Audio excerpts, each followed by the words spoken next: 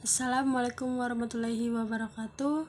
Yang saya hormati Bapak Luluh Abdillah Kurniawan, SEMM, selaku sebagai dosen pengampu mata kuliah Sumber Daya Manusia. Perkenalkan, nama saya Septi Rizkyani, NIM 2892150116, Fakultas Ekonomi dan Bisnis, Prodi S1 Manajemen, kelas B Malam. Pada hari ini saya akan mempresentasikan tentang manajemen perubahan. Perubahan organisasi dapat berasal dari external driving forces dan internal driving forces. Perbedaan dari perubahan organisasi kedua ini bisa kalian lihat di dalam gambar. Setiap organisasi menghadapi perubahan. Yang A, eksternal, yaitu ekonomi, politik, teknologi, dan persaingan. Yang B, internal, teknologi proses, pengembangan produk, perubahan sistem peningkatan atau pengurangan volume bisnis. Di bawah ini ada driving forces force-nya. Yang pertama, external driver. Berasal dari lingkungan, tidak bisa ditolak, tidak bisa dikontrol, dapat dipengaruhi tergantung posisi di pasar. Untuk tetap eksis dan berkembang, misalnya Microsoft, dominan external driver, customer requirement, teknologi, innovation, hukum dan peraturan, sosial behavior. Yang kedua, internal driving force. Perkembangan perusahaan, volume produk atau volume penjualan meningkat. Pengembangan produk, perubahan visi dan misi, dan perubahan teknologi yang digunakan. Tipe perubahan.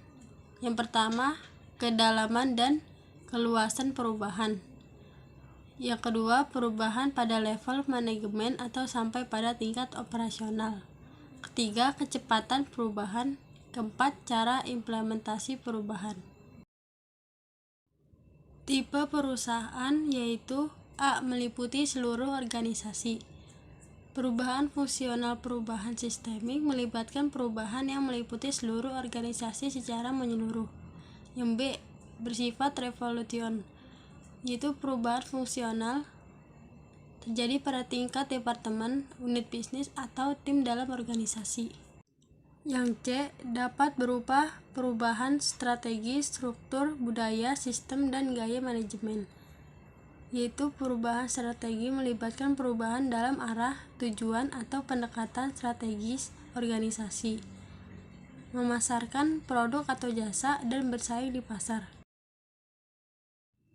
Prinsip pokok perubahan terbagi 4. Yang pertama, ada globality, yaitu memiliki gambaran perusahaan secara sistem sehingga dapat mengantisipasi dampak perubahan. Yang kedua, dislocation, yaitu memindahkan instability sebagai dampak perubahan dan memelihara stability bila telah dicapai. Yang ketiga, universality, yaitu partisipasi, komunikasi, dan komitmen. Yang keempat, indeterminasi, yaitu rencana perubahan, flexibility, and trust. Kunci keberhasilan perubahan yaitu ada visi yang jelas. Kedua, mendorong orang untuk berubah. Ketiga, catalyzing. Keempat, steering. Kelima, delivering. Keenam, obtaining participation. Ketujuh, handling the emotional dimension. Terakhir, handling the power issue. Komitmen organisasi yaitu 1. Keterkaitan secara emosional pegawai terhadap organisasi. Kedua, sangat erat kaitannya dengan kepuasan kerja.